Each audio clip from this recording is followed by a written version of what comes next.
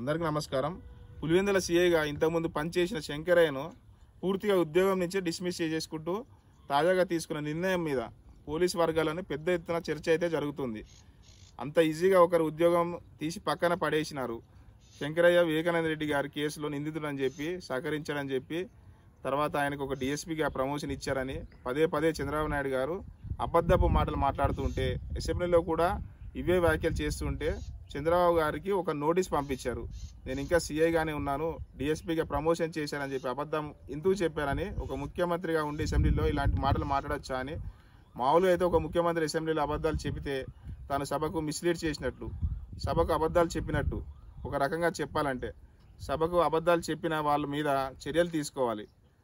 ఆయనకు డిఎస్పీగా ప్రమోట్ చేశారని చెప్పారు. అందుకని చెప్పి ఆయన శంకరయ్య చంద్రబాబు గారికి ముఖ్యమంత్రి గారికి నోటీసులు పంపించారు.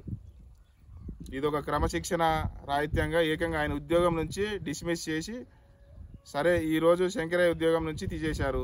ఇప్పుడు ఎల్లకాలం ఒకే ప్రభుత్వాలు ఉండవు. తర్వాత ఇప్పుడు కొందరు పోలీసులు మళ్ళీ అటువంటి పరిస్థితి రాదనే గ్యారంటీ ఏంటి? అంత ఈజీగా ఉద్యోగాల నుంచి డిస్మిస్ చేసేసి తర్వాత ఇంకేమన్నా క్రిమినల్ కేసులు పెట్టి ఇంత ఆషామాషిగా వాళ్ళ ఉద్యోగాలు పక్కన పడేసుకుంటూ పోతే ఈరోజు శంకరయ్య ఉన్నారు, రేపు ఆ ప్లేస్లో ఇంకొకరు రారని గ్యారంటీ ఏంటి? వీటి పరిష్కారం ఏంటి?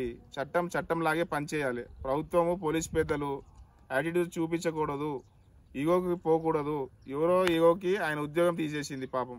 నిజంగానే మళ్ళీ ఆయన న్యాయస్థానానికి వెళ్ళి ఫైట్ చేసుకుంటారో ఏమో. శంకరయ్య గారికి న్యాయం జరగాలని న్యాయస్థానంలో పోరాడి గెలుస్తారని చెప్పి ఆశిస్తున్నా. ఇట్లా మీ పి కోటేశ్వరరావు, కందుకూరు నియోజకవర్గం.